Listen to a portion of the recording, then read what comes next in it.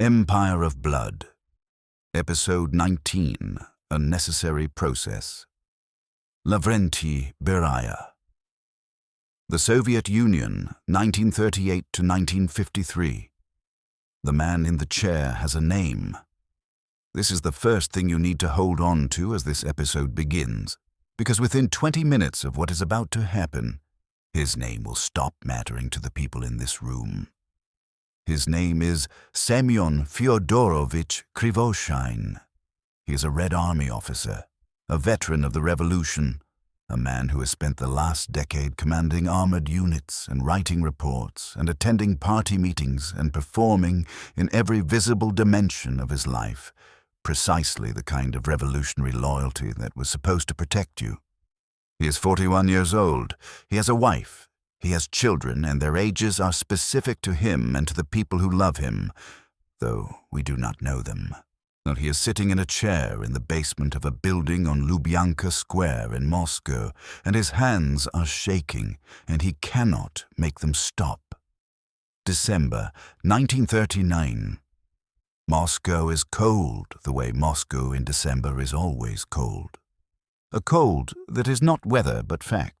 A permanent geological condition that the city endures rather than merely experiences.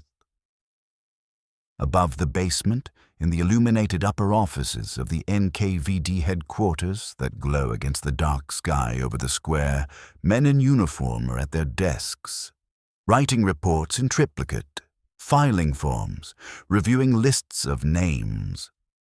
The bureaucracy of the Soviet state intelligence apparatus operates at this hour as it operates at every hour, without pause, without weekends, without the civilian rhythms of work and rest that govern ordinary life. The NKVD does not close. It has never closed since the day it was created, because the problem it was designed to solve, the problem of enemies, the perpetual presence of people who wish to destroy the Soviet state and everything the Soviet state represented, was, by institutional definition, a problem that could not be solved. It could only be managed, and management required continuous operation. In the basement, the chair is bolted to the concrete floor. This is a practical arrangement, arrived at through experience. It prevents the chair from being used as a weapon, and it maintains the specific geometry of the interrogation. The subject in the center of the room, constrained and visible from every angle, while the people with power arrange themselves around him at distances they choose. Or the overhead light is positioned to illuminate the subject's face and leave the faces of the interrogators in comparative shadow. This, too, is not accidental. The asymmetry of visibility is the asymmetry of power, made concrete and spatial. There is one man who has not yet chosen his position in the room. He stands near the door. He is in his late 30s, heavy-set in the way of someone who was lean in youth and has acquired substance without acquiring softness. He wears the NKVD's dark blue service uniform with the gold stars of a first-rank commissar of state security on his collar tabs. He has round, wire-rimmed glasses, the pince-nez that sit precisely on the bridge of his nose with the care of someone who understands that his appearance is itself a form of communication, and that every detail of how a powerful man presents himself is a signal that subordinates and subjects will spend considerable energy interpreting. He has thick, dark brows above the glasses, a round face that in other circumstances and other contexts might have suggested warmth, a heavy jaw that does not. He holds a folder. He is reading, or appears to be reading, with the complete absorption of a man who has not noticed that a human being is shaking in a chair 10 feet away. He noticed. He noticed everything. That was, above all things, the thing about him. His name is Lavrentiy Pavlovich Beria. He's been the head of the NKVD, the People's Commissariat for Internal Affairs, the Soviet secret police, the instrument that had already, by December 1939, killed hundreds of thousands and imprisoned millions for approximately 14 months. He is 39 years old. He came to Moscow from Georgia, where he had spent 15 years running the party apparatus and the security services of the Transcaucasian region with an efficiency that had caught the attention and then the admiration of the man who mattered above all other men, Stalin. He had been brought here for a specific purpose, to bring order to an institution that the previous head, Nikolai Yezhov, the tiny, frenetic, personally terrified architect of the Great Terror's most extreme phase, had run into the ground through excess. Yezhov had killed so many people so fast that the NKVD's own organizational competence had been hollowed out. The machine needed a manager. Beria was a manager. The interrogation of Semyon Krivoshein is scheduled to last 3 hours. The NKVD's revised interrogation protocols, which Beria has spent the past year systematically refining and committing to official directive, specify acceptable methods for what the official documentation calls physical persuasion. That phrase was developed with extraordinary care by people who understood that language was itself a political instrument.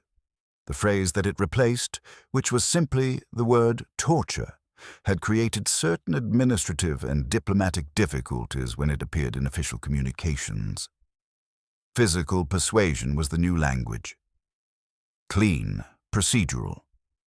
A method, not a crime. Krivoshein has been accused of participating in a counter-revolutionary conspiracy. The specific conspiracy, who else was involved, what they planned, and how it was organized when it was to have been carried out, will emerge from the interrogation process itself. This is a feature of the systems, not a flaw. The accusation precedes the evidence. The evidence is manufactured through the interrogation. The interrogation produces the confession. The confession is the evidence. It is a closed loop, elegant in its internal consistency, entirely self-referential, requiring as its only external input the name of the accused and the signature of an official authorizing the initial arrest. The signature on Krivoshein's arrest order is Beria's. Beria closes his folder. He walks to the center of the room. He looks at the man in the chair. He looks for a long time. Long enough that the subordinate NKVD officers standing at the edges of the room begin to shift their weight, uncertain whether they are waiting for a command or witnessing something else. He is, in fact, doing both things simultaneously. He is waiting for the precise quality of terror that prolonged silence produces in a person who knows what is coming and who has been robbed of the ability to speak first. And he's observing in the specific, unhurried, clinical manner of a man who finds human fear genuinely interesting, not as an emotional spectacle, but as a data source, as information about the subject's composition and likely responses. He says something. The exact words are not preserved in the historical record, but the pattern of what Beria said at the beginning of interrogations is. He introduces himself calmly, as if the introduction were a social nicety. He explains the charge against the subject, and as if the subject had not already been told the charge multiple times in the hours and days since their arrest. He explains in the measured tone of a man discussing a logistical arrangement that the matter can be resolved quickly or can take longer, and that the speed and comfort of the resolution belong, in large part, to the person in the chair.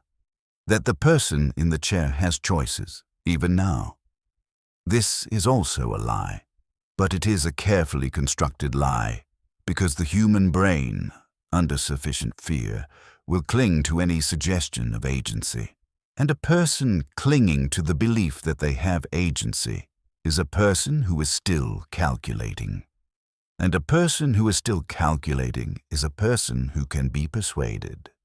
Krivoshein was eventually released. This is unusual enough in the history of NKVD custody to require explicit notation. but he survived. He went on to command an armored army during the Second World War with sufficient distinction that he is remembered by military historians for reasons that have nothing to do with that basement on Lubyanka Square. His story does not end here. But the basement was where he spent a portion of his life that he never described in full to anyone who left a record, and its mark on him was real and permanent, even though the outcome was, by the statistics of what Lubyanka produced, spectacularly fortunate. Most did not survive. The man who decided which outcome applied, the man who managed the logistics of who lived and who was taken from the basement to the execution room, is now turning back toward the door, folder tucked under his arm, pince-nez catching the overhead light as he passes beneath it. He has work to return to. The interrogation will proceed according to procedure. He has reviewed the case, made the necessary assessment, and the process can continue without his direct presence. He is efficient. He does not linger where he is not needed. Lavrentiy Beria. He's about to show us what a state looks like when it has decided that the killing of human beings is an administrative problem to be solved with the correct procedures, the correct quotas, the correct paperwork, and the correct man at the apex of the organizational chart. And he is very, very good at his job. To understand what Lavrentiy Beria was walking into when he arrived in Moscow in December 1938, you have to understand what the Soviet state had become by that point. Not in the ideological sense, not the propaganda version of a worker's paradise advancing toward the communist horizon, not the version presented to foreign journalists in guided tours of model factories, but in the operational sense, at the level of what the state actually did, day to day, to the 160 million human beings who existed within its borders. The Soviet Union in 1938 was the largest country in the world by land area. It spanned 11 time zones from the Baltic coast to the Pacific, from the Arctic tundra to the Central Asian deserts. Within those borders lived more than 160 million people speaking dozens of languages, practicing different religions, carrying cultural traditions that were in many cases thousands of years older than the state that now claimed sovereignty over them.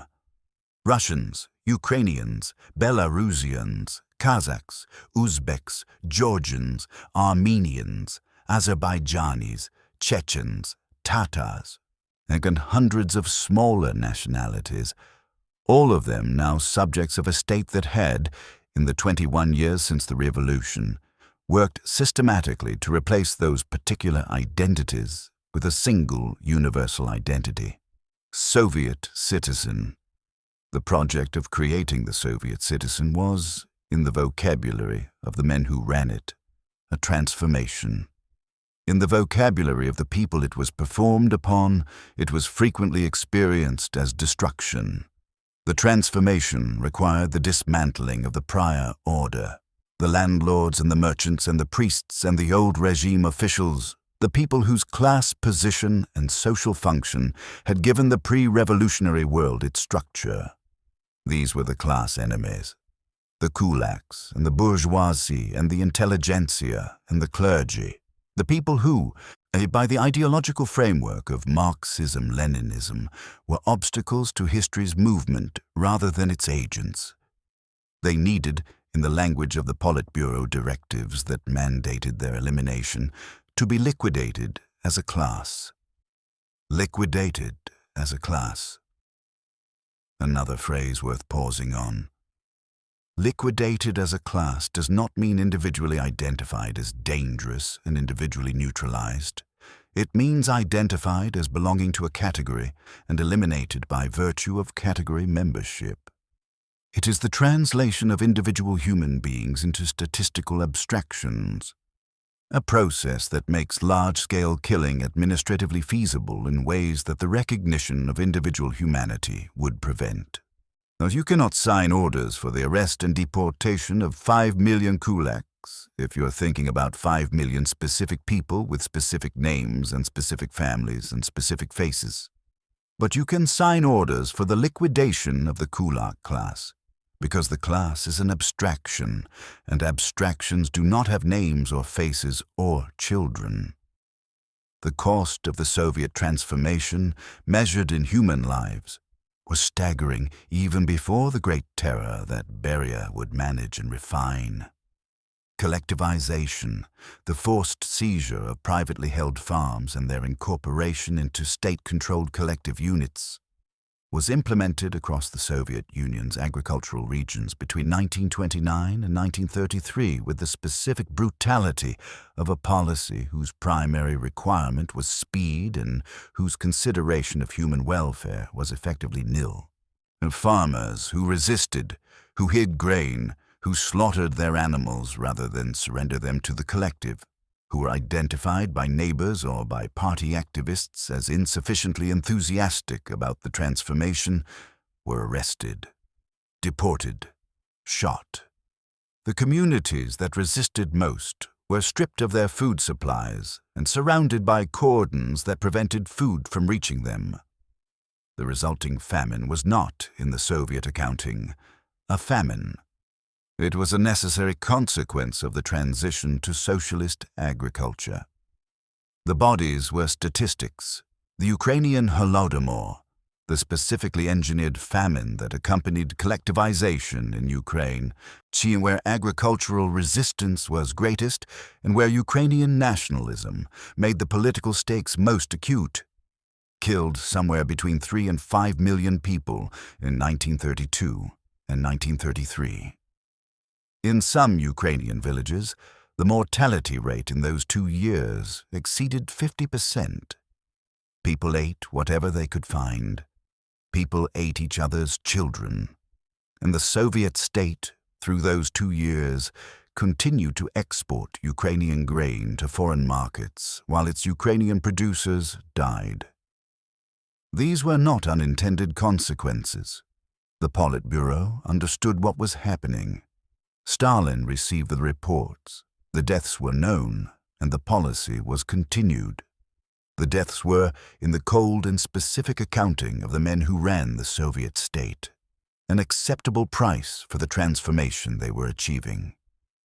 This is the empire that Beria served, and not an empire driven primarily by ethnic hatred or religious conviction or the personal sadism of individual rulers, though all of these were present in varying degrees in different people at different moments. An empire driven primarily by ideology, by the specific, rigorous, philosophically elaborate, internally coherent system of belief that held that history was moving according to discoverable laws toward a knowable destination, that the Soviet state was the instrument of history's movement, and that the role of the men who ran the Soviet state was to accelerate that movement regardless of the human cost of acceleration. The word ideology is used casually to mean a set of political preferences. That is not what it means in the Soviet context. And in the Soviet context, it means something closer to a total framework of explanation. A complete account of why the world is the way it is, what forces are moving it, what the destination of those forces is, and what the role of the correct thinking person in relation to those forces must be. Marxism-Leninism in its Stalinist form held that history moved through stages of class struggle, that the capitalist stage was the penultimate stage, that the transition to socialism was both inevitable and contested by the forces of the old order, and that the enemies of socialism were not simply political opponents with different views about taxation or trade policy, but historical obstacles, people whose class position or conscious choices placed them in the path of history's movement.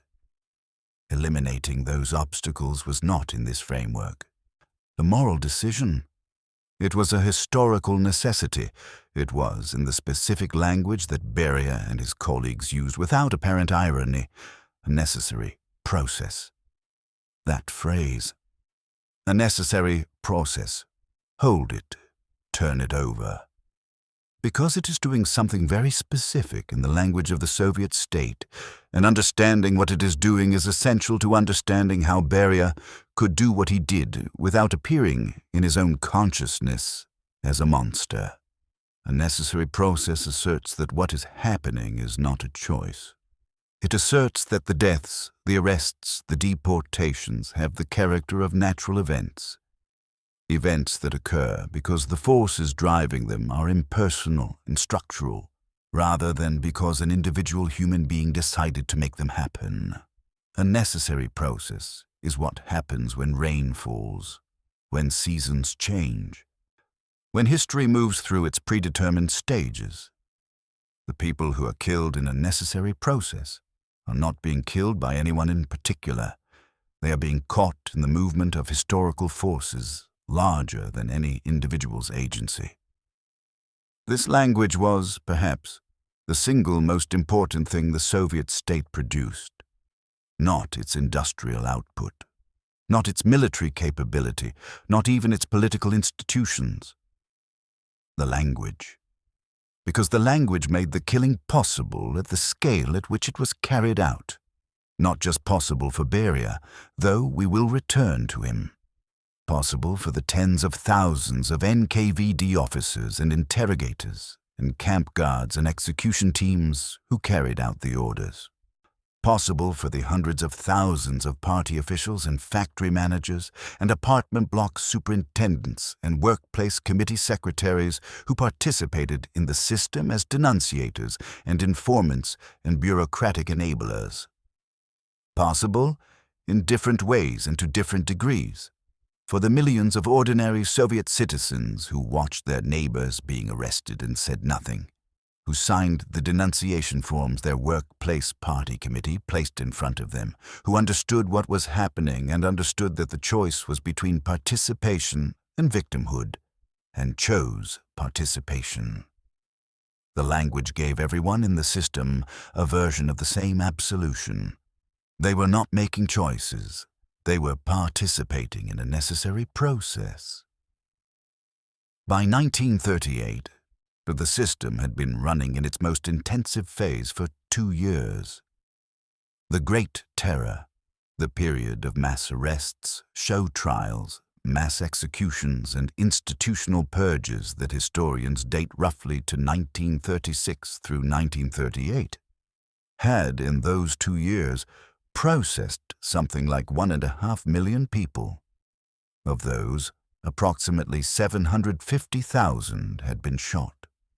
The rest had been sentenced to the Gulag, where the mortality rate in the first years was high enough that a significant percentage would not survive long enough to be released. The Great Terror moved in waves. The first wave hit the old Bolshevik leadership, the men who had made the revolution of 1917. Who had personal histories and loyalties and intellectual positions that predated Stalin's ascendancy. And these were men who had known a different communist party, a party of debate and faction and intellectual disagreement, and who might remember what the party had been and draw unflattering comparisons.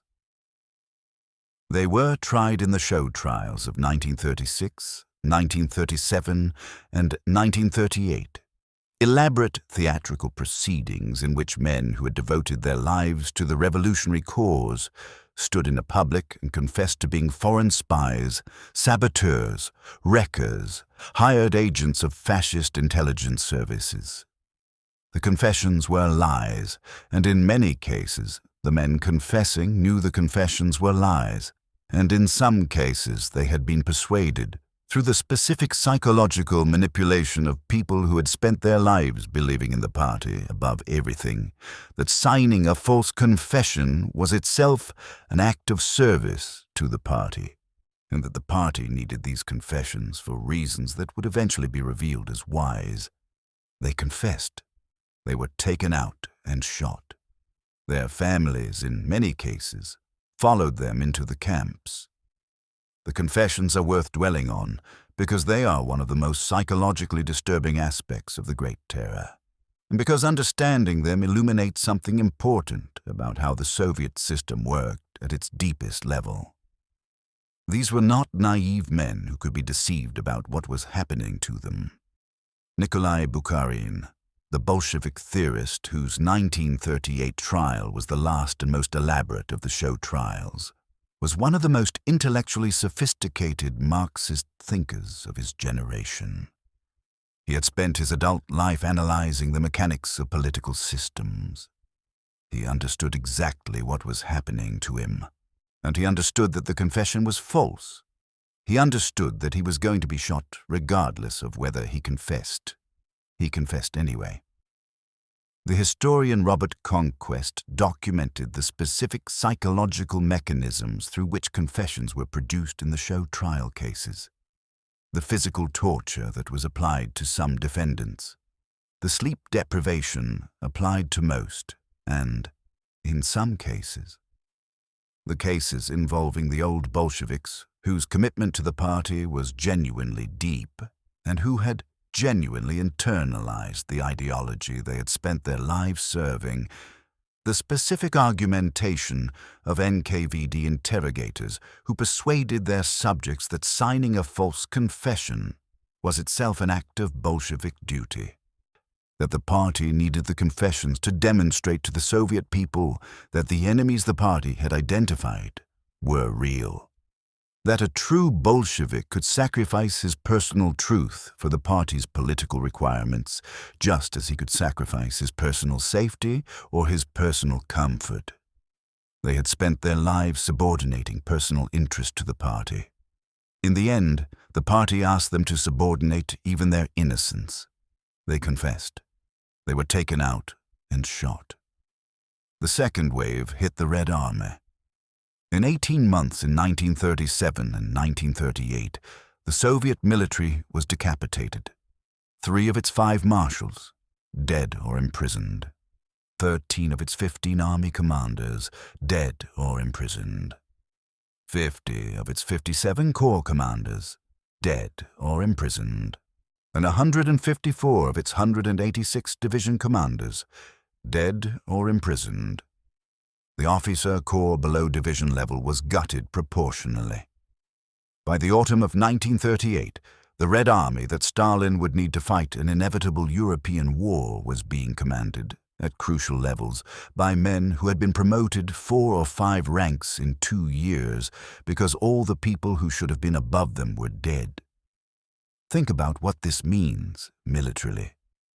The army that will face the Wehrmacht in June 1941 is commanded by men who are doing jobs several grades above what they were trained to do. The fact that it survived and ultimately won is one of the most remarkable military stories of the 20th century, achieved at a cost in Soviet military dead, somewhere between 8 and 11 million. That is almost incomprehensible. And the third wave was the broadest and, in some ways, the most characteristic. The mass operations conducted under NKVD Order 00447, the directive that swept up not the prominent and the specifically accused, but the obscure and the categorical.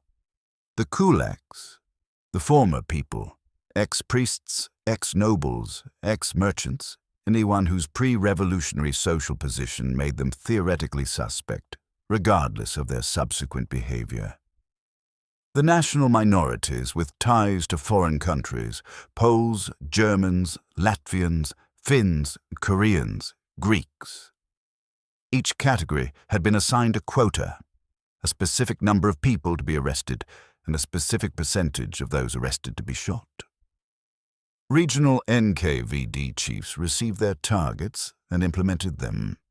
Many exceeded their quotas, because exceeding quotas demonstrated ideological zeal. Now, an ideological zeal was what kept you alive in a system where insufficient zeal was itself a political crime. Quotas for death. Regional competition to exceed those quotas. Bureaucratic incentives structured in such a way that the more people you killed, the better your institutional standing. This was the machine that was running when Beria arrived, and it was, by the time he arrived, in serious organizational trouble. Nikolai Yezhov had driven the NKVD at maximum intensity for 2 years. He had managed the institution with the specific management style of someone operating under existential fear, which meant constant internal purges, the arrest of his own officers when they showed any sign of independence, and the production of ever-escalating arrest numbers to demonstrate his own indispensability to Stalin.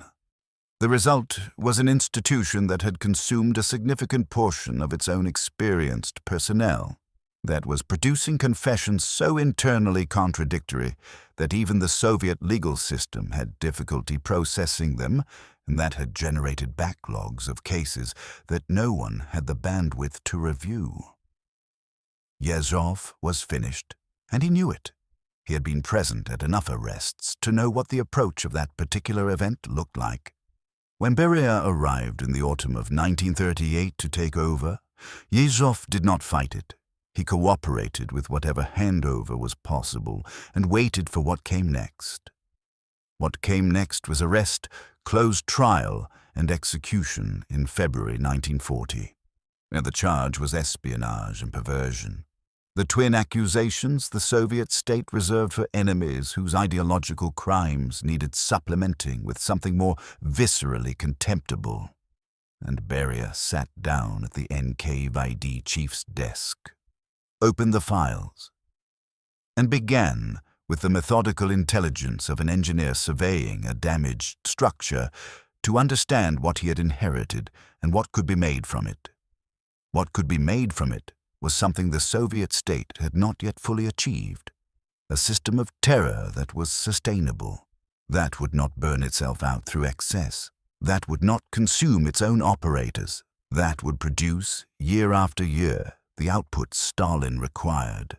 The arrests, the confessions, the convictions, the executions, to the camp populations, at a level of quality and consistency that made the institution reliable, rather than merely fierce. The distinction between fierce and reliable is the distinction between Yezhov and Beria. Yezhov had been fierce. The body count of his 2 years exceeded anything that came before or after in the raw numerical sense. But fierceness without reliability is unsustainable. It destroys the institutional infrastructure it depends on.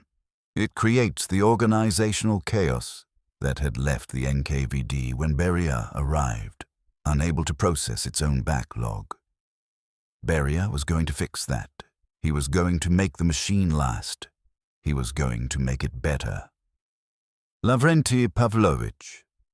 Beria was born on March 29, 1899, in the village of Merkuli, in the Abkhazian region of western Georgia, which was then a province of the Russian Empire, and it was a small village in the subtropical foothills of the western Caucasus. Warm, green in summer, with the Black Sea a short distance to the west and the mountains rising to the east. The kind of place that forms its inhabitants in specific ways. The ways of people who exist at the edge of things, at the boundary between climates and cultures and competing empires, who learn from childhood that identity is a negotiation between what you are and what the larger world requires you to be. Georgia itself was in exactly this position, a country with a continuous literary and cultural tradition going back 15 centuries, its own unique alphabet, its own epic poetry, its own elaborate traditions of hospitality and honor. The Georgian Orthodox Church maintained a separate identity.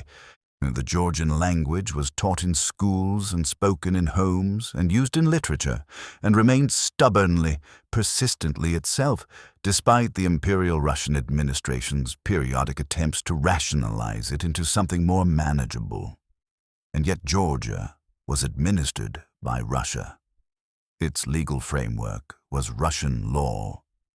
Its relationship to Moscow was the relationship of a subject people to an empire convinced of its civilizing mission and largely uninterested in evidence that the people being civilized might prefer a different arrangement. His father was a peasant of Mingrelian background who worked as a laborer and managed to accumulate enough stability to send his son to school. This was not a small thing. The Georgian peasantry in the early 20th century was overwhelmingly illiterate.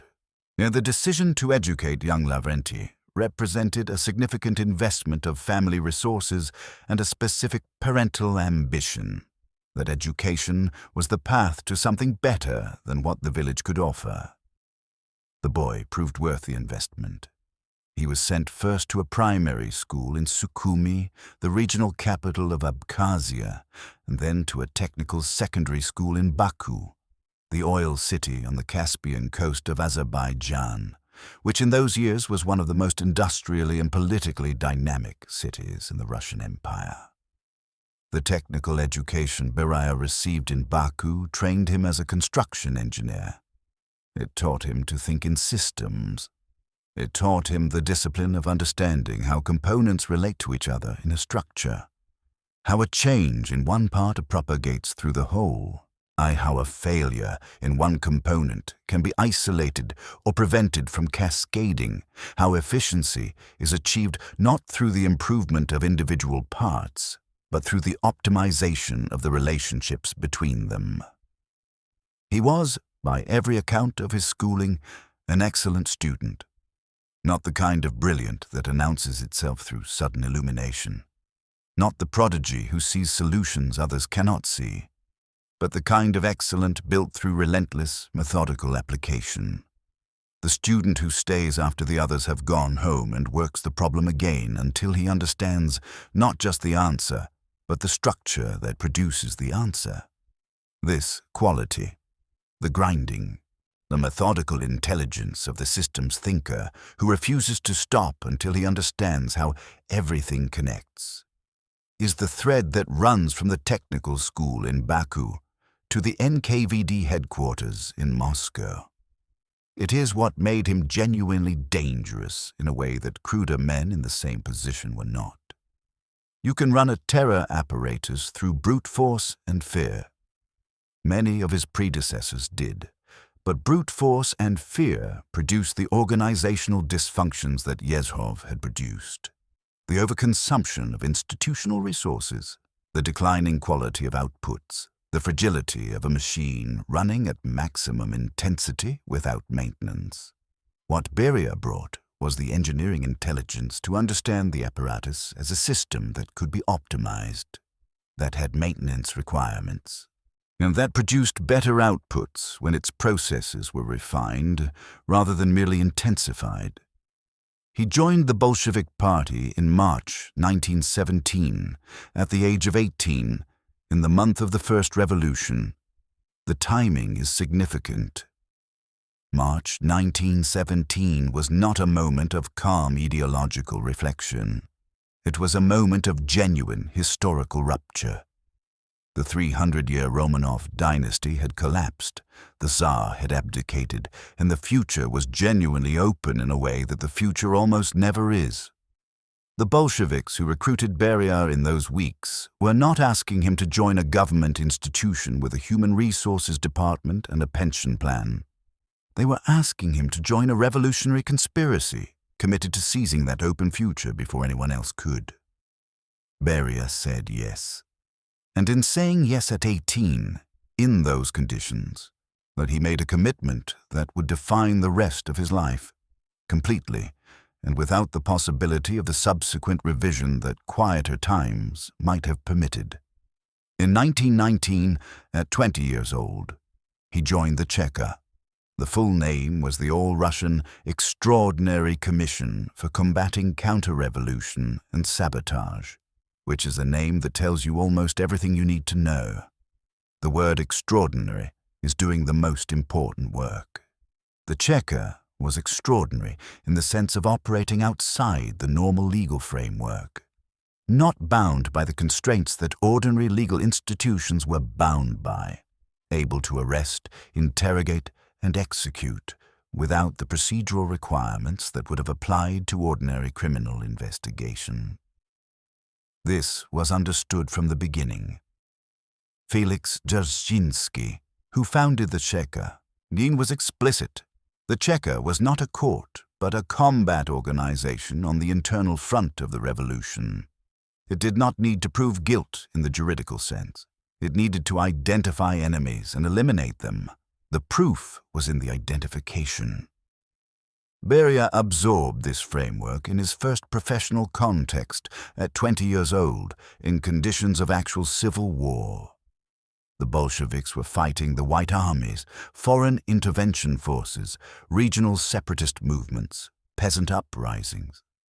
The Cheka operated in an environment where the distinction between genuine armed enemy and political opponent and ordinary criminal and person who had attracted someone's personal animosity was not always clear and was not always considered important.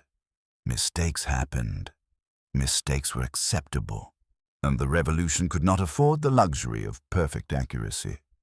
He operated in the Georgian Cheka and its successors through the 1920s, building the specific skills that would later define him: the surveillance, the network of informants, the ability to extract information from people who were not inclined to provide it, not through the simple application of violence, which any brute could manage, but through the more sophisticated use of psychological pressure, of threat and promise, of the specific manipulation of a person's fears and loyalties to produce the desired output.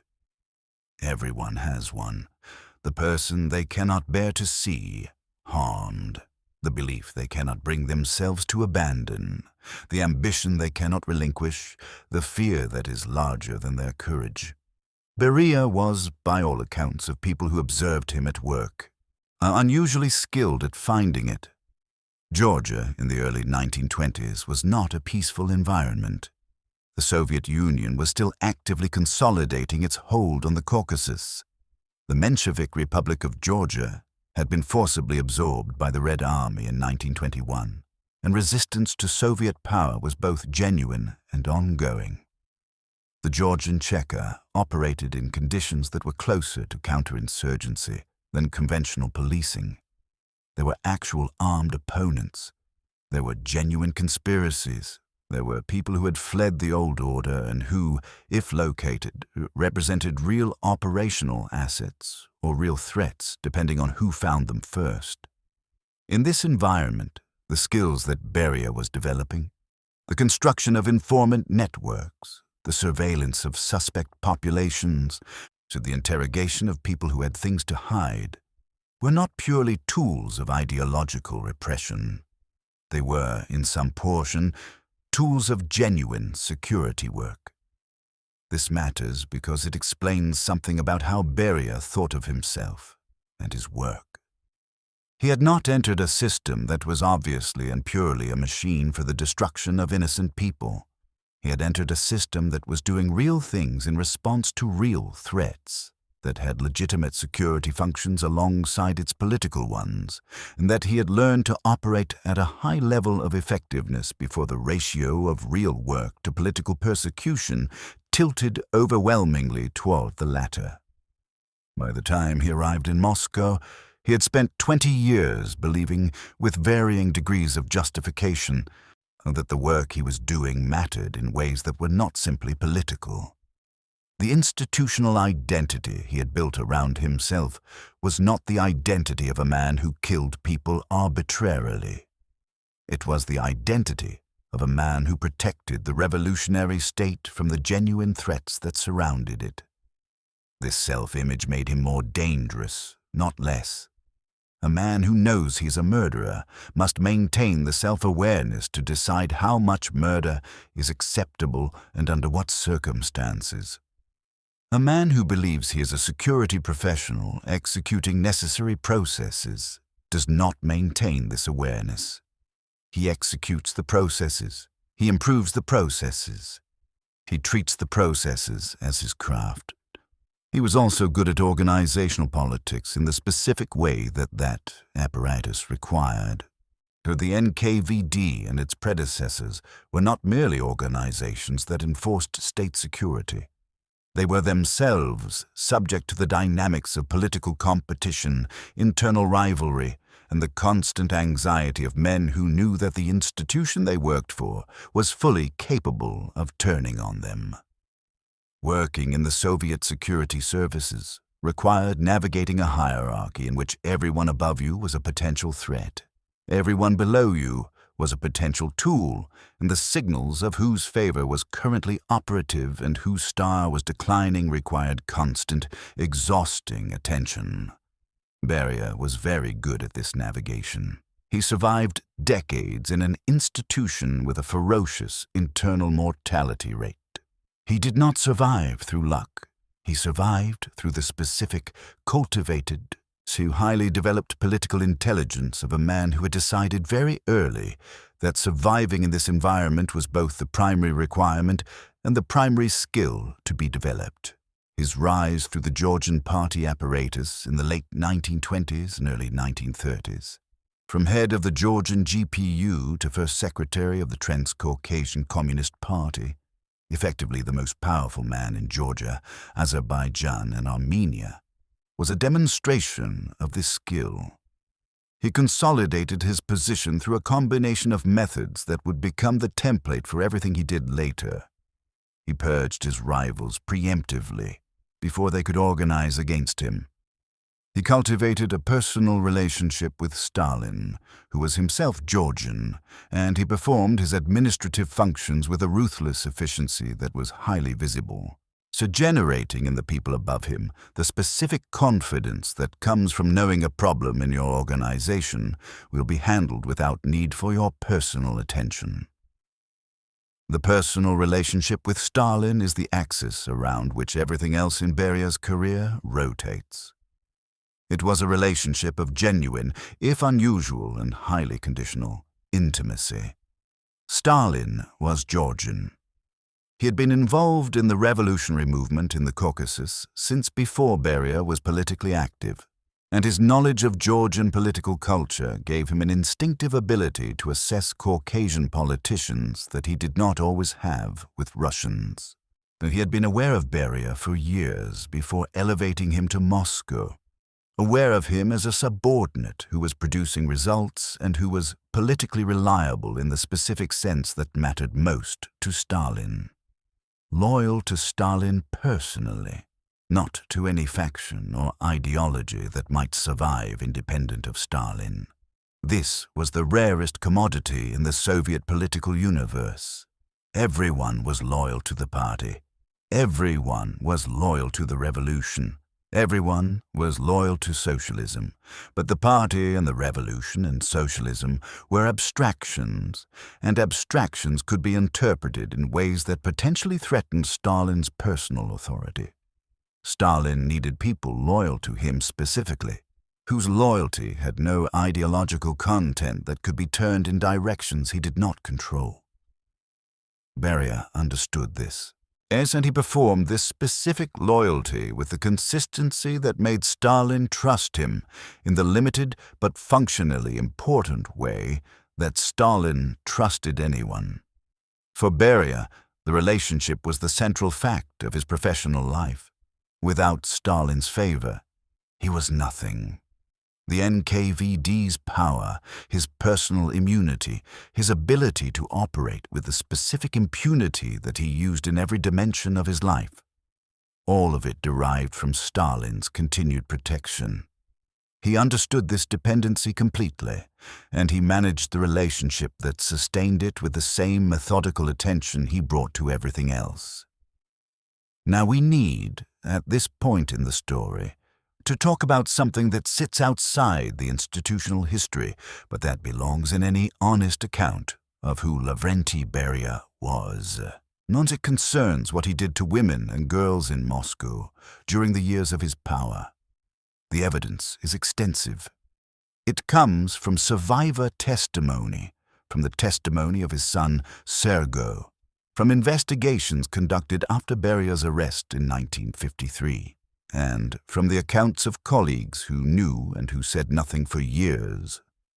The pattern was systematic. Beria's personal security detail was used in the way that an institution can be used for private purposes when its director faces no accountability. To identify young women and girls in Moscow, particularly those who were attractive and who were alone or with company that could be managed. They were approached sometimes with an invitation, more often with something that could not be refused. They were brought to his house on Kachalov Street. Some came believing they were attending a social gathering. Some came knowing what the invitation meant and calculating that refusal was more dangerous than compliance. Some did not understand what was happening until they were inside. The evidence does not support a single narrative of what followed. What is consistent across the testimony is that the women had no recourse, that what happened to them happened in the house of the chief of the Soviet secret police, and that any attempt to report or resist would have been managed by the institution whose chief had committed the act.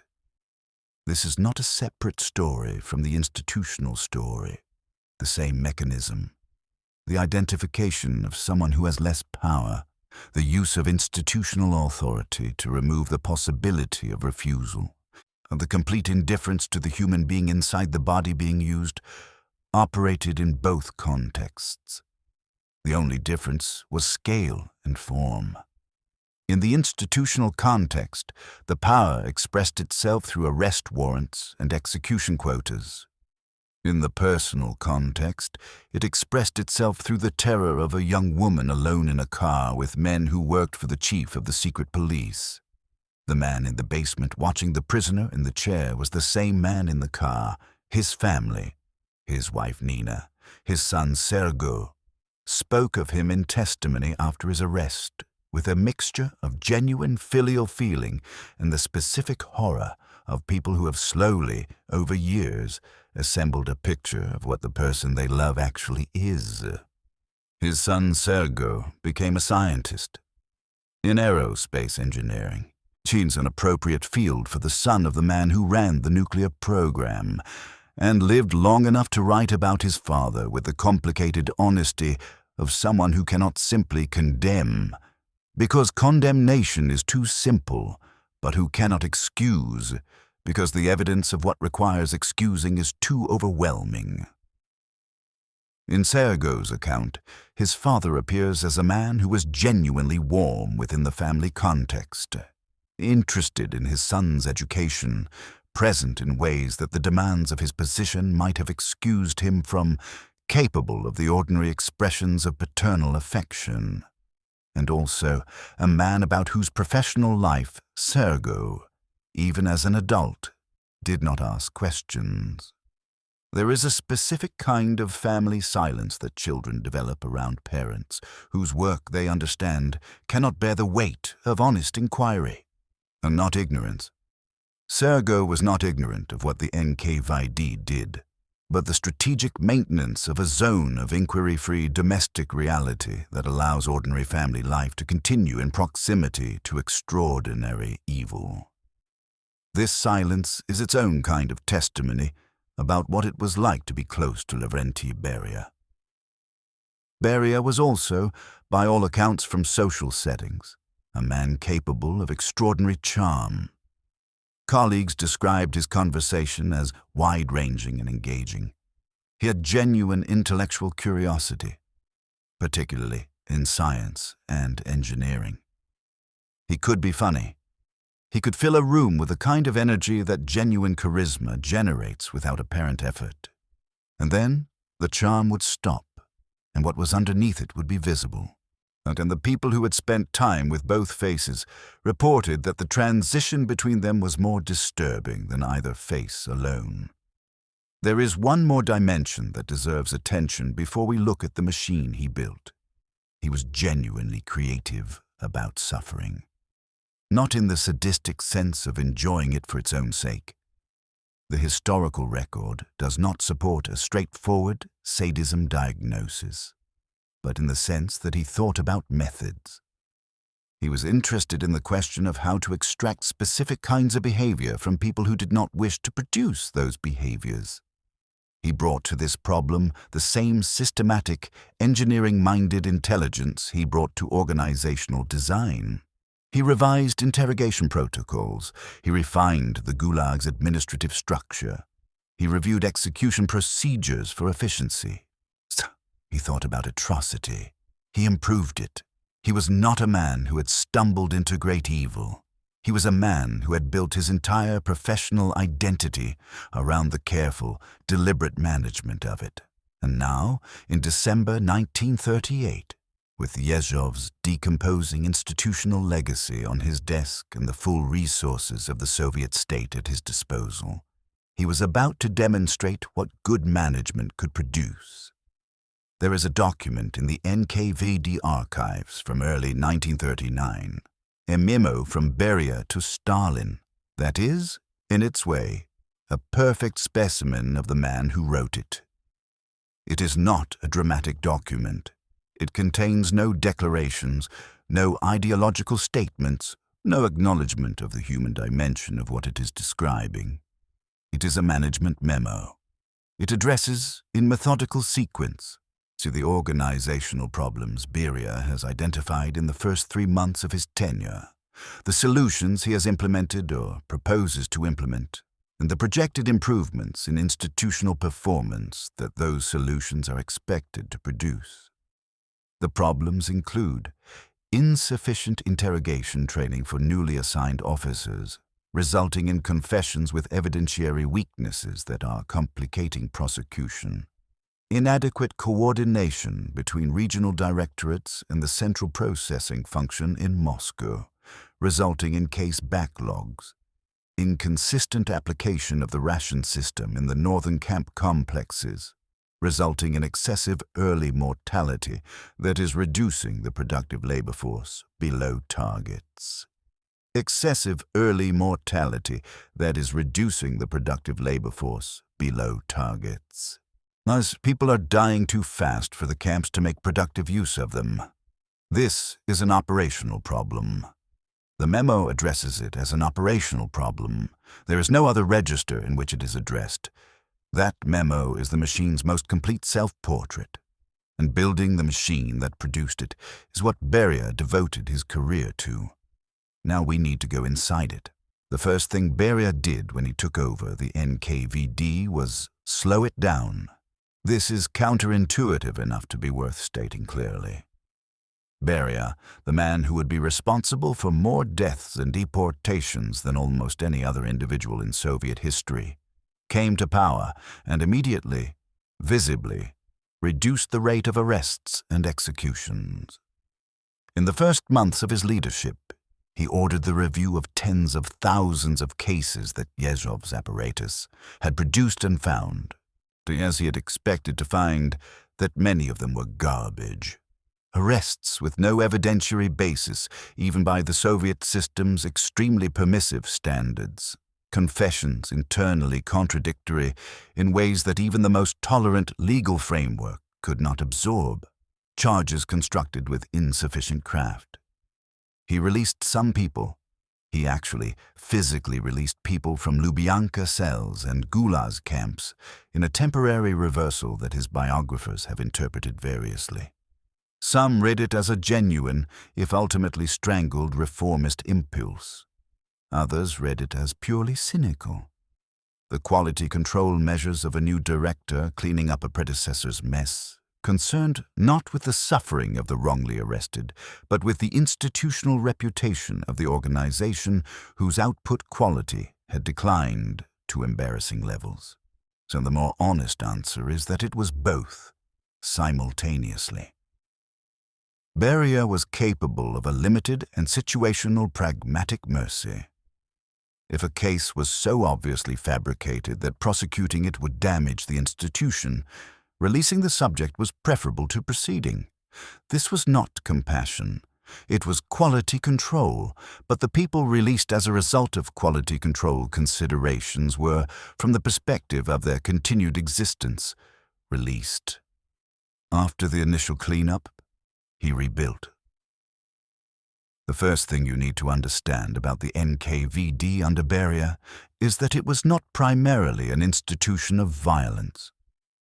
Violence was its most visible output, and violence is what it is remembered for, and violence is what this episode will necessarily spend time describing. But violence was the downstream product of something more fundamental. a system of comprehensive information collection about the entire Soviet population that made targeted violence possible, and that was, in Beria's conception of the institution as purpose, the more important achievement. The NKVD under Beria was, before it was an execution apparatus, a surveillance apparatus of a scope and ambition that had no precedent in the history of state intelligence. The ambition was total. The accumulation of information about every citizen that would permit the identification of any potential enemy before they acted. The preemption of resistance before it organized. The maintenance of a population whose behavior was shaped as much by the knowledge of being watched as by the consequences of being caught. And at the center of the system was the file. Every Soviet citizen of any significance had a file in the NKVD archives, a dossier that accumulated over years and decades, the reports of informants and the records of surveillance and the transcripts of intercepted communications and the minutes of political study sessions and the notes of workplace party committee meetings. Files were opened on children when they made comments in school that suggested insufficient ideological enthusiasm. Files were opened on workers when their factory's party secretary noted their failure to volunteer for Saturday labor. Files were opened on people whose neighbors had mentioned them in a denunciation filed against someone else. A secondary accumulation of potentially useful information about people who were not yet subjects of interest but who might become so. The files were cross-referenced. If File A referenced Person B, Person B's file would be annotated with the reference, creating a network of documentary relationships traceable in either direction. If Person B was arrested and confessed to a conspiracy that included Person C, Person C's file received an immediate notation, and the decision of whether to act on that notation was made at the appropriate level of the hierarchy, based on whatever other information was already in Person C's file. Let us now look at the operational specifics. Beginning with arrest. The arrest procedure was formalized in internal directives that specified the required authorization, the required documentation, and the required process for different categories of suspect. Ordinary citizens could be arrested on the authorization of a regional NKVD chief. Party members required Moscow authorization. Military officers required authorization from Beria himself, or from deputies he had specifically designated. The most senior party and military figures required explicit Politburo authorization. This hierarchy of authorization served multiple purposes. It created a chain of documented responsibility that could be reviewed from the center. It prevented regional chiefs from using the arrest power for purely local political purposes without oversight. Then it gave Moscow the ability to calibrate the arrest rate across regions and categories, to increase it when the political environment required demonstrations of vigilance, and to decrease it when the organizational costs of excess became visible. The arrest itself was carried out at night in most cases. Not always. There are documented instances of people being arrested in their offices, on train platforms, in hospital beds. But the night arrest was the norm, because the night arrest was most effective. It maximized psychological disruption, minimized the possibility of resistance or flight, and minimized the number of witnesses whose reactions would need to be managed. The team arrived, usually between 2 and 4 officers, and they presented the warrant, a physical document with the authorizing official's signature and the specific charge.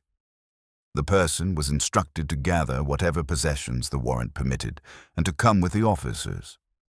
The person came, almost always, not because they believed the charge was legitimate, but because the alternative, physical resistance against armed state security officers in a country where the state controlled everything, was not viable. The person understood, in the moments that separated the knock at the door from the departure from the apartment, that whatever was about to happen was going to happen regardless of cooperation, and that cooperation might preserve the possibility of some outcome short of the worst. This belief, that cooperation might help, that it was possible to navigate the system and emerge on the other side, was itself a product of the system's design.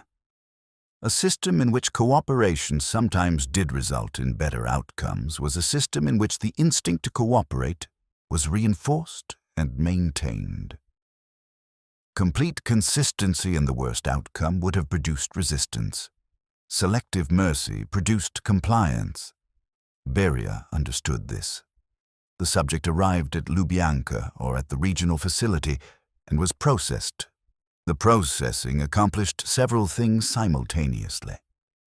The physical processing, photograph, fingerprints, inventory and confiscation of possessions, assignment to a cell, served the documentary function of creating a record. The psychological processing was more important, and the subject was stripped of the things that constituted their social identity, their clothing, their possessions, their name in some facilities replaced by a number. They were assigned to a cell designed to maximize the effectiveness of what would follow. The cell was cold or hot, depending on season and on the specific calculation of what the subject's file suggested would be more effective. It was lit continuously by a bulb whose wattage was sufficient to prevent sleep. The food was minimal. The human contact was controlled. Other prisoners carefully selected or placed to serve operational purposes. Interrogators on schedules designed to prevent the subject from establishing any stable routine. Sleep deprivation was the primary instrument, not because it was the most dramatic of the available methods, but because it was the most reliably effective at producing the specific outcome required. The dissolution of the subject's ability to maintain the cognitive discipline required to resist interrogation. A person who has been kept awake for 4 or 5 days does not simply become tired. Their cognitive architecture begins to break down in specific and predictable ways. The ability to hold multiple pieces of information in working memory simultaneously degrades. The capacity to maintain consistent positions under questioning degrades. The ability to assess the logical coherence of what is being said to them degrades. The boundary between what is real and what is suggested by the interrogator becomes unstable. In this state, the subject could be managed. The interrogation procedure under Beria was formalized to a degree that Yezhov's less organized regime had not achieved. There were directives. There were training programs. There were performance standards for interrogators. The output required was a signed confession that admitted to the specific charge and named, explicitly and with operational detail, the other members of the conspiracy. The conspiracy had to be populated because the system required the confession to generate further arrests. A confession that admitted personal guilt but named no co-conspirators was incomplete. A dead end rather than a productive node in the network of accusations that kept the system running. The interrogator's job was not to determine the truth. It was to produce the required document. And whether the document was true was a question the system had formally set aside, because the system's definition of truth was circular. What the party required to be true was true, and evidence that contradicted party requirements was evidence of the enemy's manipulation rather than evidence that the party's requirements were wrong. This sounds like a kind of madness, and in a way it was. But it was also, in the specific institutional logic the NKVD operated within, internally consistent. If the party had determined that a conspiracy existed, then it existed. If a subject denied being part of it, the denial was evidence of deeper infiltration rather than innocence. The interrogator's job was to penetrate the denial and reach the truth that the party had determined was underneath it. Physical violence was one method, deregulated in its application. Beria's directive specified what forms were acceptable partly for operational reasons. Subjects injured in ways that damaged their cognitive function were less useful, and partly for political reasons. Extreme physical injury could create documentation problems if the case came under subsequent review. Beating was acceptable. Certain forms of positional stress were acceptable. Cold and heat within specified ranges were acceptable. Sleep deprivation was acceptable and in many cases preferred. Psychological manipulation was another method, and Beria's protocols placed more emphasis on it than previous regimes had. The specific manipulation of a subject's relationships. The use of information about their family, their friends, their colleagues, was particularly effective. Because it operated on the motivation that physical endurance often cannot overcome. A person who has decided their own suffering is endurable can be undone by the credible threat that their 11-year-old child has been arrested, by the information that their wife has been placed in preventive custody, by the suggestion that the suffering of the people they love most can be made to stop if the confession is provided. Most people confessed. The historical record is sufficiently extensive that the exceptions, the people who held out, who refused, who maintained their innocence through everything the system could apply, are notable precisely for their rarity. There is one specific case that reveals the machine's operational character in a way that deserves extended attention, the Katyn Massacre of April and May 1940. Now, in the late winter of 1940, the NKVD's prisoner processing system held approximately 22,000 Polish military officers, police officers, and members of the Polish intelligentsia who had been captured when Soviet forces moved into eastern Poland in September 1939 under the terms of the Molotov-Ribbentrop Pact. These were not low-ranking prisoners. They were the professional and educated class of a neighboring country. Career military officers, judges, lawyers, doctors, professors, engineers, priests. The kind of people who, if Poland were ever reconstituted as an independent state, would form its leadership and professional structure. Beria submitted a proposal to the Politburo in March 1940. It was a 2-page document. It noted that the Polish prisoners in the 3 main camps were all hardened anti-Soviet nationalists, saying that they were inveterate enemies of Soviet power, and that processing each case through the existing judicial review system would be unnecessarily time-consuming given the volume of cases and the predictable outcome of their review. He proposed that the cases be handled by an NKVD troika, the 3-person administrative panel, and that all 21,857 be executed. The Politburo approved the proposal in a single session. Stalin signed it. Beria countersigned it. The executions were carried out over a period of several weeks in April and May 1940. At Katyn Forest near Smolensk, at Kalinin, at Kharkiv, and at other locations. The prisoners were transported from the camps to the execution sites in lorries. They were led in small groups to the edge of pits that had been dug in advance. They were shot with a single pistol, shot to the back of the head. The standard method, practiced and refined by the execution teams who performed the work in organized shifts. 21,857 people. In a few weeks. The logistical challenge of executing 21,857 people in a few weeks is not trivial. It required the allocation of specific NKVD units to the task, the transportation of prisoners from multiple locations, the preparation of the burial sites, the management of the execution teams, including their rotation and their psychological support, and the handling of the documentation, the recording of each execution in the manner specified by NKVD procedure. which required documentation even for mass killings. Every person had a file. Every execution had a record. Beria managed the logistics. He received the operational reports, so he confirmed completion to Stalin. After the executions, the burial sites were covered. The documentation was classified at the highest level. The Soviet Union denied knowledge of the massacre for 50 years. After confession, trial, or rather, after confession, the process the system called trial.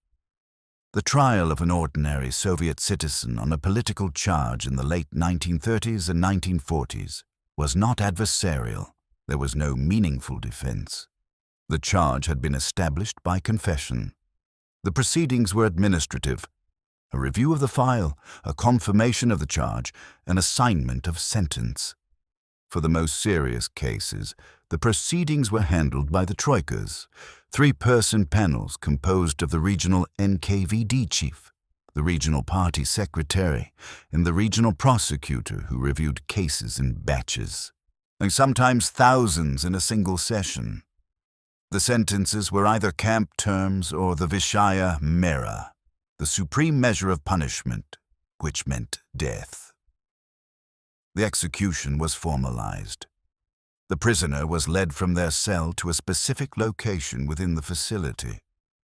They were told, usually at this point or very shortly before, what was about to happen. The timing of this disclosure, the decision of when exactly to tell a person they were about to be shot, had been thought about and formalized because it had operational implications. Telling a person too far in advance created management problems. Telling them at the last possible moment produced compliance that reduced the resources required to manage the execution. The prisoner was positioned. A single shot, and the body was removed and added to the others that had accumulated during the shift. The bodies were taken in lorries to designated burial sites outside the major cities. The Butovo shooting range, the Komunarka estate, the Levashovo site near Leningrad. These are the ones that have been partially identified and partially excavated. There are others that have not been found. There are others known to exist whose full accounting has not been completed because the political will for full accounting has not, in 70 years, been consistently present. Now look at the Gulag. The Gulag, the Glavnoye Upravlenie Lagerai, the main camp administration, was not Beria's invention, but under his management it underwent a transformation from a relatively disorganized collection of punitive labor facilities into something more systematic, more economically integrated into the Soviet industrial plan, and in some years more thoroughly lethal than it had been under previous management. The Gulag under Beria was simultaneously two things that could be held in tension but not finally reconciled: a punishment system and an economic production system. It was designed to hold people whose continued liberty was politically unacceptable, and it was designed to extract from those people at minimum cost the maximum amount of labor that could be applied to the Soviet state's construction and industrial requirements. The tension between these functions, between the punitive logic that might require maintaining prisoners under conditions that diminished their physical capacity, and the economic logic that required them to remain physically capable of performing assigned work, was a real tension that Gulag administration managed through a combination of ration allocation, work assignment policy, and the tacit acceptance that a certain mortality rate was built into the system.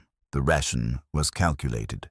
The calculations exist in the archives, and they show the work of people who were genuinely trying to determine what caloric level was required to sustain a body performing a specific type of work in specific climatic conditions. The calculations were performed with apparent rigor.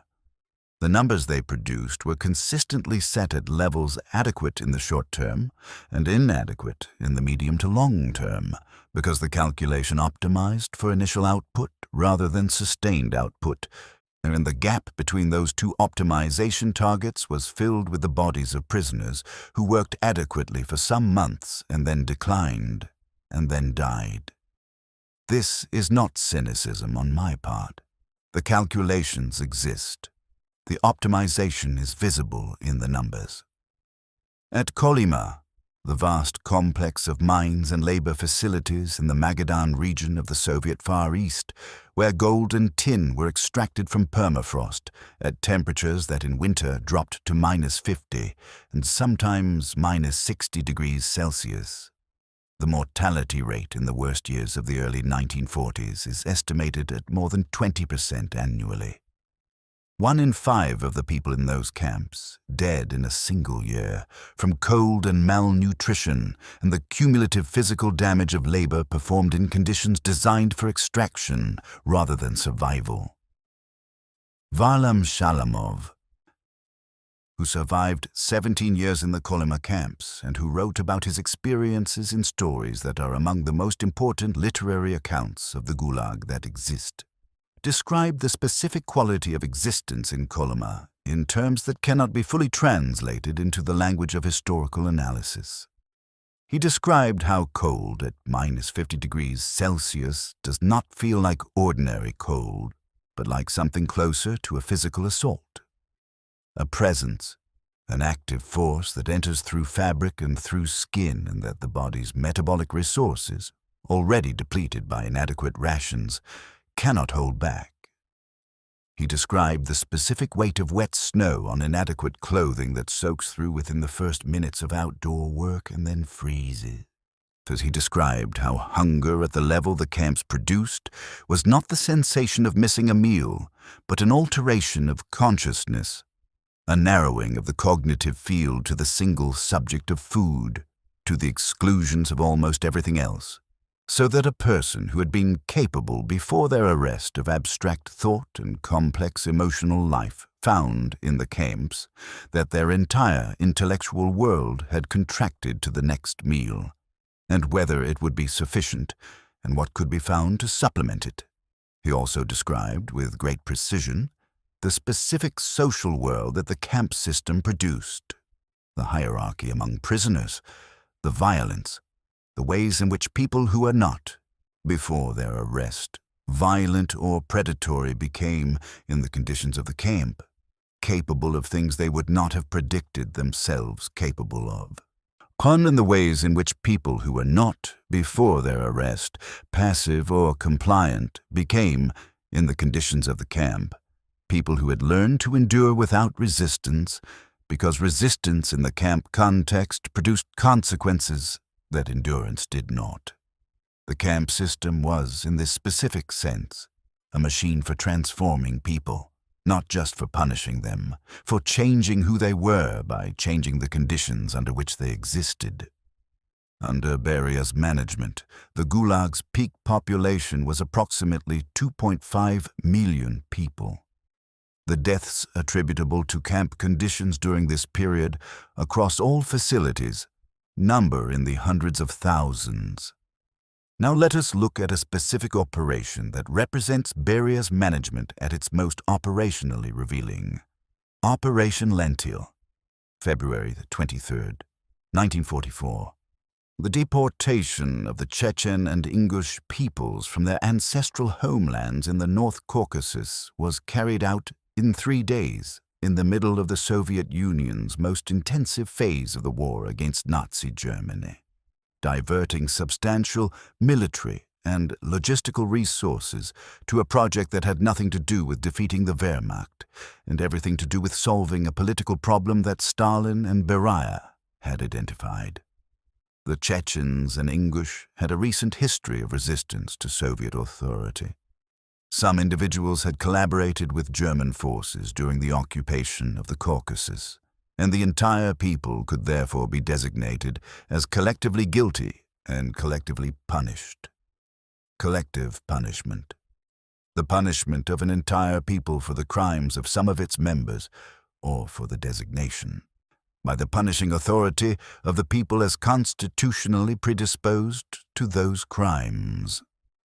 This is the logic that drove not just the Chechen and Ingush deportation, but the deportations of the Volga Germans in 1941, the Karachais in 1943, the Kalmyks in 1943, the Balkars in 1944, the Crimean Tatars in 1944, the Meskhetian Turks in 1944, and others.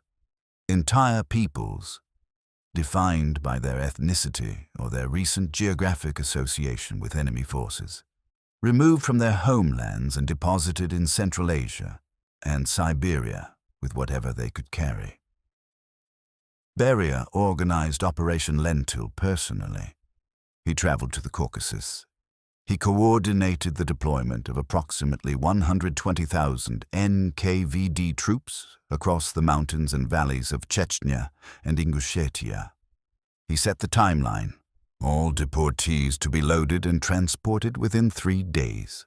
And on the morning of February the 23rd, the Soviet Army Day holiday, chosen because the population would be gathered for the celebrations, NKVD units surrounded every village and settlement in Chechnya and Ingushetia simultaneously. The people were told they had minutes to gather their possessions. They were walked to waiting lorries and driven to railway sidings where cattle cars were waiting. People who could not walk, the elderly, the sick, the very young, were dealt with by individual NKVD soldiers in ways that varied by circumstance and by the specific character of the soldiers involved, but the operational instruction was that no one was to be left behind, and the means by which no one was left behind were not specified and not constrained. Some were shot in their homes, some were locked in outbuildings that were then set on fire. The railway journey from the Caucasus to Central Asia took weeks. The cattle cars were sealed. The rations were inadequate. In temperatures that fluctuated between the winter cold of the mountains and the different winter cold of the Kazakh steppe, people died of hypothermia, of dehydration, of the infections that overcrowded, unventilated, unsanitary conditions produce. Bodies were not removed at stops. Approximately 500,000 Chechens and Ingush were deported. In the first year after their arrival in the designated settlement areas, where they were required to remain, forbidden to leave without NKVD permission, dependent on whatever food allocation the local administration provided, an estimated 25% died. 1 in 4, in 1 year. Beria received the operational reports. He filed them, and he sent Stalin a summary assessment of the operation's success. He noted that the timeline had been met. The timeline had been met. Stalin died on March 5, 1953. The circumstances of his death have never been fully resolved to the satisfaction of historians, and they probably never will be. He suffered a stroke. This is established. He was found by his security detail lying on the floor of his private rooms at the Kuntsevo dacha, incapacitated but alive sometime in the early morning hours of March 2nd. The doctors were not summoned immediately, for reasons that have been variously explained as the natural hesitation of people terrified of being blamed for whatever outcome occurred, as the preference of the senior Politburo members to allow the situation to resolve itself, and as something more deliberate, though the medical intervention that might have mattered was delayed by hours. Beria arrived at the dacha. He was, by the accounts of witnesses present, the most energized person in the room, not with grief, not with the performed anxiety of a loyal subordinate watching his patron die, but with something that registered to those present as barely concealed relief. One account has him saying, after his initial assessment of the unconscious Stalin, words to the effect that the situation was clear and that everyone should return to Moscow to manage the transition. He was not pretending to mourn. He may not have been capable of pretending at that moment. He was already in the next problem. His strategy for the post-Stalin period was rapid and characteristic. Within days of Stalin's death, he initiated several actions that, taken together, constituted a performance of reformist liberalism so comprehensive that it briefly convinced some observers that they were watching a genuine ideological conversion.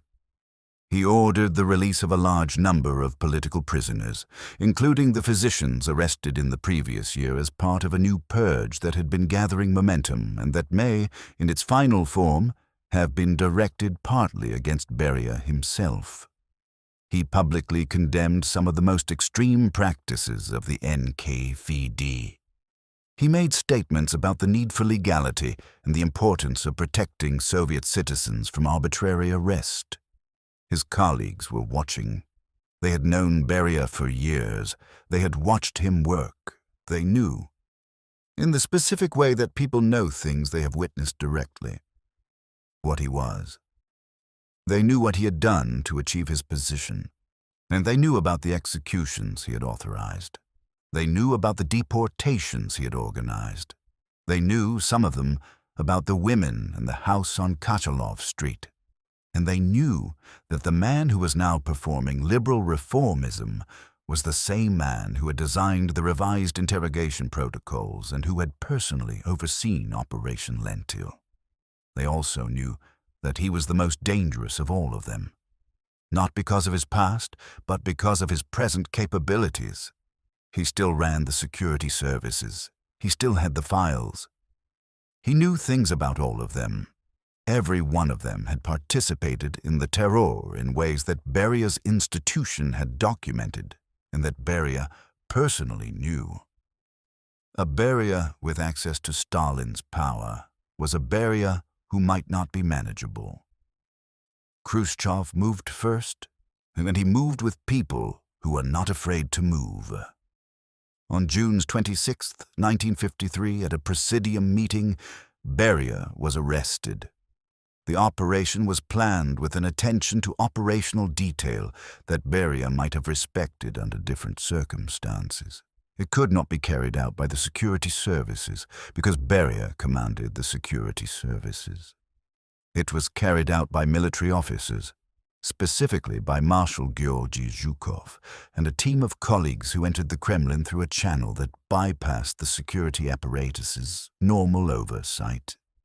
Beria was taken into custody, transported to a military facility rather than Lubyanka, for the obvious reason that Lubyanka was staffed by his people and held while the charges were prepared. The charges were familiar: counter-revolutionary activity, terrorism, espionage on behalf of foreign intelligence services. The same charges, the same language, the same closed loop of accusation and confession that Beria had refined and operated for 15 years now applied to Beria himself. He had created the system. Now the system was processing him. He was tried in December 1953. The trial was closed, not a show trial, not the theatrical public proceeding that might have served some useful political purpose, but a private military tribunal conducted quickly and without public access. He was convicted. The sentence was death. He was executed on December 23, 1953. The method was the standard NKVD method, a single shot to the base of the skull. The man who administered it was General Pavel Batitsky. The accounts of Beria's final moments differ. Some report that he wept, some that he shouted, some that he begged, some that he said nothing coherent. What is consistent across the accounts is that the scene was disorganized and that it disturbed the people present, which is perhaps the most human detail available about Lavrentiy Beria's final minutes. That even in the institution he had designed and run, the actual moment of it was more difficult than the paperwork suggested. He had been the most powerful man in the Soviet Union except for one. He had signed the orders that killed hundreds of thousands. He had managed the camps that held millions. He had organized the deportation of entire peoples. He had used his institutional position to prey on women and girls with complete impunity for years. He had designed, refined, and operated the most comprehensive apparatus of state terror in the world. And he died at 54 against a wall in a facility his institution had built, shot by an officer who served in a military that his institution had helped to preserve after the terror decimated its leadership, in a death whose administrative form he himself had formalized. The symmetry is not accidental. It is architectural. Now let us try to count the cost. Not Beria's cost. The cost borne by the people the system processed.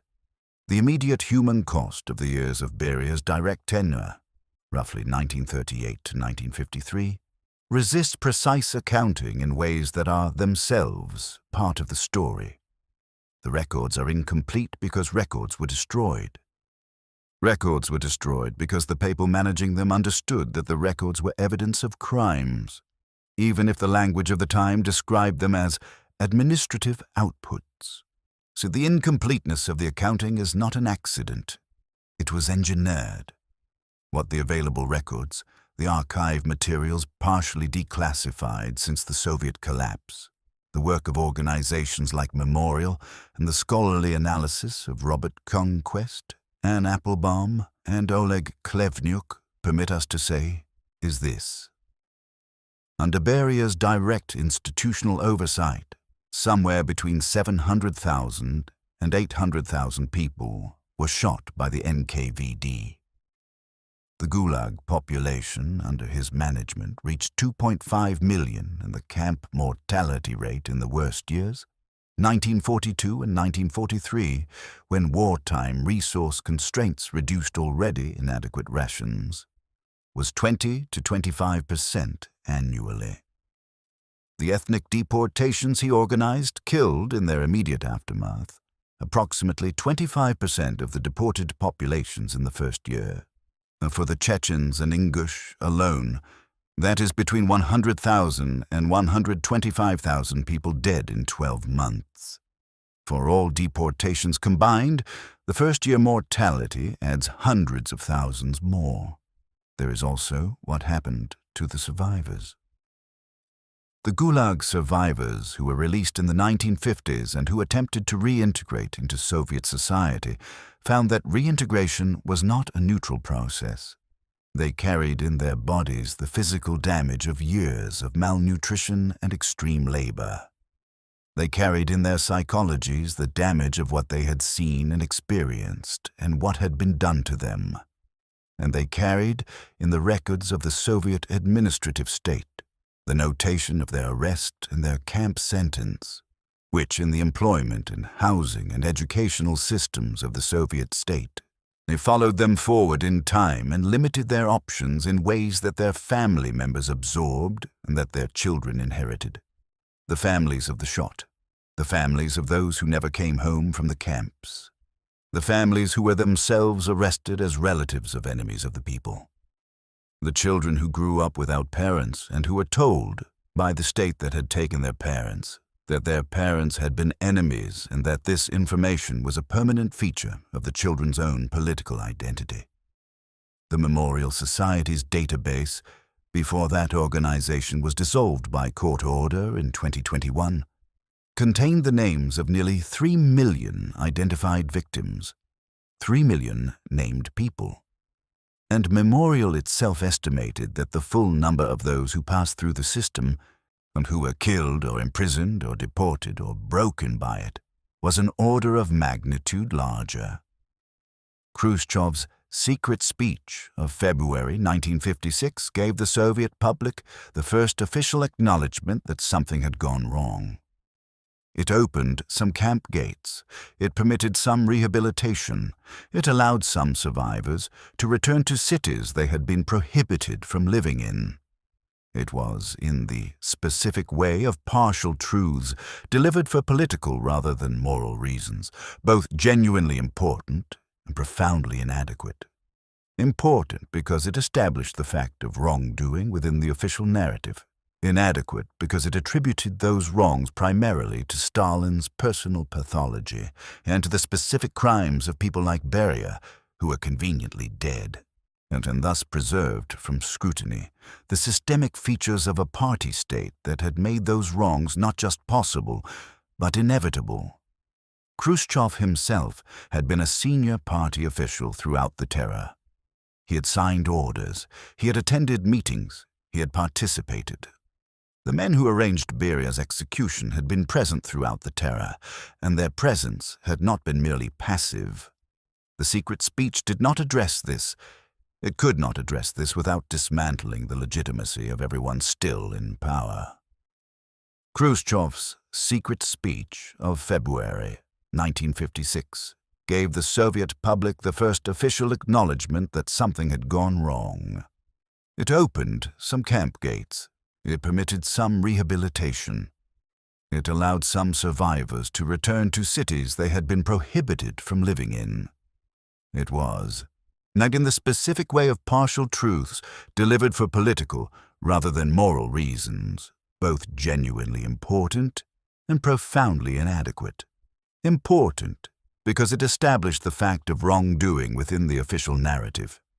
Inadequate because it attributed those wrongs primarily to Stalin's personal pathology and to the specific crimes of people like Beria, who were conveniently dead and thus preserved from scrutiny the systemic features of a party state that had made those wrongs not just possible, but inevitable.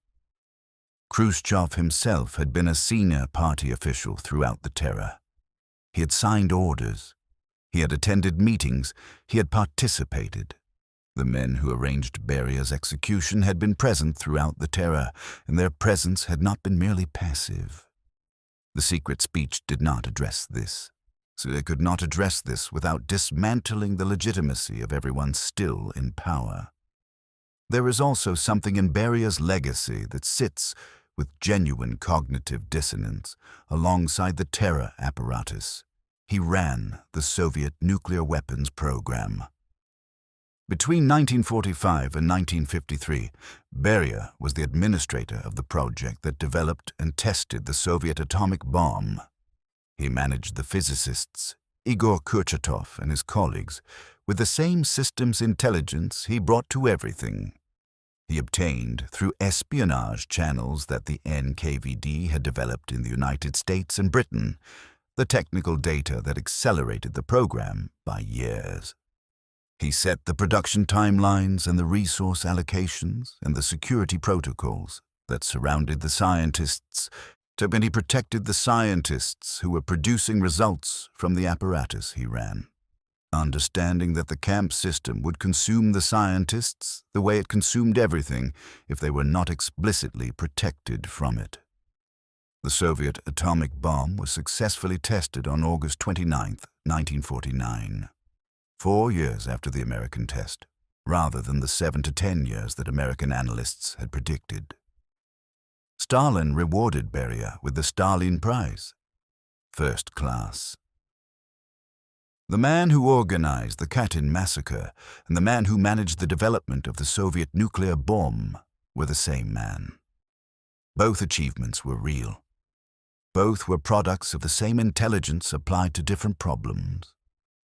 The cognitive dissonance this produces in anyone trying to assess Beria's legacy is, perhaps, a feature rather than a defect, because the dissonance accurately reflects something true about him. He was not a single thing. He was what a system produces when it rewards a specific combination of intelligence and amorality, with successive increases in power over a period of decades. The accountability was selective by necessity, and selective accountability is another name for the perpetuation of impunity under new management. This brings us to the question that sits at the center of Beria's story and that reaches beyond it into every subsequent example of organized state violence. How does a system convert ordinary people into participants in extraordinary cruelty, without most of those participants experiencing themselves as perpetrators? The answer that Beria's career makes visible is through design, or through the deliberate engineering of institutional environments in which participation in cruelty is the default option and deviation from participation requires a specific, dangerous, costly act of individual moral resistance that most people, in most circumstances, under most pressures, will not perform. Consider the NKVD officer of 1940. He is a man in his late 20s or early 30s. He has a salary and a uniform and a position in an institution that provides both status and security. He has a family. He understands, because he has been working in this institution for several years, exactly what the institution does. He participates in it every day, processing paperwork, conducting surveillance, writing reports, sometimes participating in arrests, sometimes present during interrogations. So he does not think of himself as a murderer. He thinks of himself as a state security officer performing his institutional duties. The people he arrests are enemies of the state. The party has determined this. The charge sheet confirms it. The confession establishes it. The procedures are defined. The authorizations are documented. The reports are filed. The accountability for outcomes is distributed across so many individual acts. The denunciation, the authorization, the arrest, the interrogation, the confession, the conviction, the execution, that no single person in the chain is required to hold the whole picture in their mind at once. Each person holds only their piece. Each piece is locally justifiable. This is what Beria built. Not the killing. The killing predated him. What he built was the rationalization of the killing, the conversion of mass murder into administrative procedure, the removal of the moral moment from as many individual steps in the process as possible, so that participation became the path of least resistance, and resistance became the act requiring special justification.